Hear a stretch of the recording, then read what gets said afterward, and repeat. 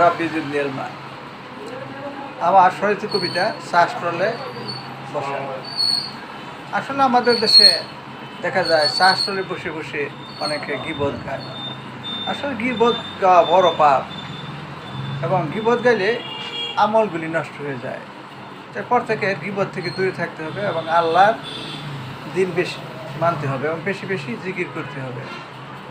আর সন্তানদের দিনই শিক্ষা দেওয়া উচিত। আর নিজের চোখের সংযত রাখতে হবে, এবং যারা চোখ খুঁজে না করে তারা বড় ধরনের পাপ করে। এবার আমার কবিতা পড়ছি।